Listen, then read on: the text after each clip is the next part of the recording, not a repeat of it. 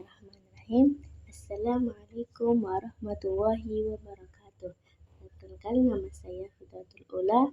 Saya dari kelas PAI 1B, Fakultas Tarbiyah Ilmu Pendidikan Institut Agama Islam Bakti Negara Tegal. Saya di sini akan menerangkan materi tentang Makiyah dan Madaniyah, tugas mata kuliah Ulumul Quran.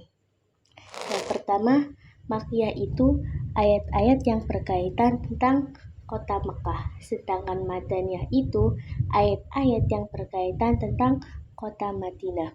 Dalam teori Makiyah dan Madaniyah itu ada 4 teori. Yang pertama, teori mulahadatu makani an-nusul, teori geografis. Teori ini berkaitan tentang pandangan turunnya berdasarkan tempat. 2. Teori mulahadatu al-mukhatabina fin nusul, teori subjektif. Mukhatab itu lawan bicara. Yang menjadi sasaran itu siapa? Kalau subjeknya orang Mekah, maka dinamakan ayat Makiyah, sedangkan kalau subjeknya orang Madinah disebut ayat Madaniyah. Yang ketiga, mulahadatu zamani an-nusul, teori historis.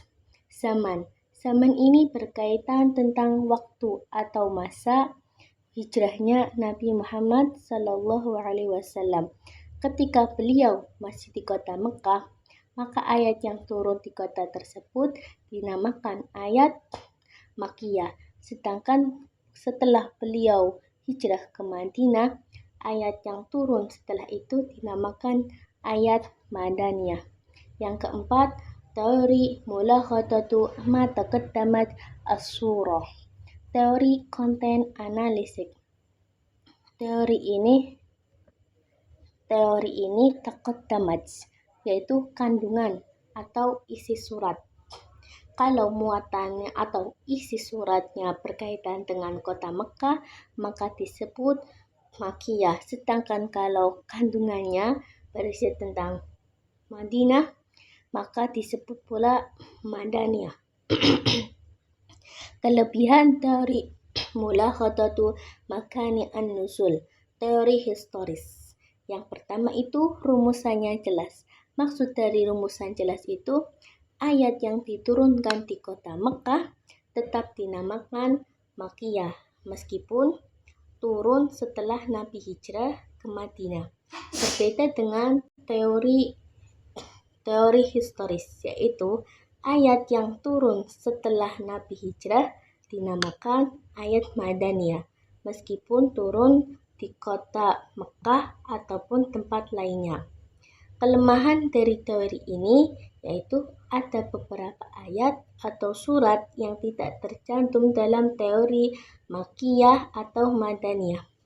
Contohnya, ayat yang turun di Tabuk, Quran Surat At-Taubah ayat 42 yang berbunyi Bismillahirrahmanirrahim, law kana aradan qariban wa safaran qasidan lattaba'uka walakin ba'udat alaihim asyuqqah fasayakhlifuna billah law istata'na la kharajna ma'akum yuhlikuna anfusahum wallahu ya'lamu innahum lakadibun. Ayat ini mengisahkan tentang umat muslim yang diajak untuk melaksanakan perang Tabuk. Tapi ada sebagian umat muslim munafik yang mengelak ajakan Nabi dan mereka bersumpah yang berbunyi, apabila demi Allah, andai kata kita mampu, kami akan ikut bersamamu wahai Nabi jika tempat itu dekat. Tapi sumpah itu merusak mereka sendiri. 2. Ayat yang turun di Palestina, Quran Surat As-Zuhruf ayat 42 yang berbunyi Bismillahirrahmanirrahim, was'al man arsalna min qablika min rusulika aja'alna min durrir rahman alihah yu'madun. Hadis tentang turunnya Al-Quran ada di 3 tempat.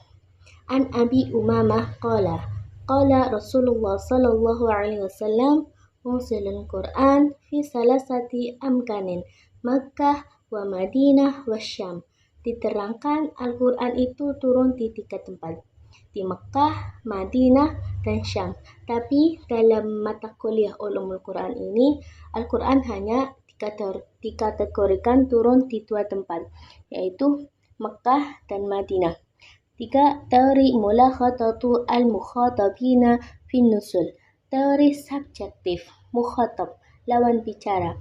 Kalau ayat makiyah biasa diawali dengan ya ayyuhalladzina kafaru, wahai orang-orang kafir. Sedangkan kalau ayat Madaniyah diawali dengan ya ayyuhalladzina amanu, karena sebagian orang-orang Madinah pada saat itu sudah beriman kepada Allah dan Rasulnya. Lanjut, teori mulakhatatu zamani an-nusul, teori historis. Teori ini berkaitan tentang sejarah turunnya Al-Quran. Sebelum hijrah disebut Makiyah, setelah hijrah disebut Madaniyah. Lanjut, teori mulakhatatu ma taqaddamat as-surah, teori konten analisis. Teori ini mendasarkan kriteria Makiyah dan Madaniyah pada isi kandungan surat. Prinsipnya, kullu suratin zakarat fiha al-hudud wal faraid fahiya Madaniyah. Setiap surat yang disebutkan tentang hak-hak atau batas-batas atau faraid maka disebut Madaniyah. Wa kullu ma kana fihi dzikral furud al-madina fahiya Makkiyah. Setiap ayat yang menyebutkan peristiwa-peristiwa masa lalu disebut Makkiyah. Kelebihan dari teori ini, kriterianya jelas sehingga mudah difahami oleh setiap orang karena gampang dilihat. Tapi kekurangannya, kita harus mengkaji secara dalam isi kandungan dari masing-masing ayat agar mengetahui kategori Makiyah ataupun Madaniyah surat tersebut. Lanjut, ciri-ciri dari surat Makiyah dan Madaniyah. Kalau Makiyah itu biasanya diawali dengan ya ayyuhan nasu atau ya ayyuhalladzina kafaru, yang terdapat ada 292 ayat dalam Al-Quran. Dan biasa surat As-Sajdah, ayat-ayat sajadah. Wa yusabbihunahu yasjudun. Huruf tahaji, alif lam mim, yasin, hamim, dan nun. Dan diawali pula dengan ya ayyuhalladzina kafaru. Ceritanya berisi tentang Nabi, kemusyrikan, akhlak yang mulia, dan suratnya pasti pendek-pendek. Sedangkan dari ciri-ciri surat Madaniyah berisi tentang hukum pidana, terus hukum faraid yang biasa dalam surat Al-Baqarah, An-Nisa, Al-Ma'idah, berisi tentang orang-orang munafik, serta pastinya suratnya panjang-panjang. Yaitu lanjut, faedah mengetahui Makiyah dan Madaniyah. Yang pertama, mengetahui mana ayat ataupun surat yang turun terlebih dahulu dan ataupun belakangan. 2. Mengetahui nasakh dan mansukh. 3. Mengetahui secara bijaksana tentang penetapan syariat Islam. 4. Mengetahui perbedaan dan tahap-tahap dakwah Islamiyah.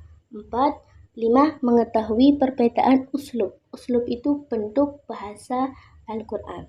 6. Mengetahui situasi dan kondisi Mekah dan Madinah pada saat turunnya ayat ataupun surat dalam Al-Quran. Demikian tugas menyampaikan materi Madkhul Ulumul Quran tentang Makiyah dan Madaniyah dari saya. Kurang lebihnya, wabillahi taufiq wal hidayah, wa ridha wal inayah. Assalamualaikum warahmatullahi wabarakatuh.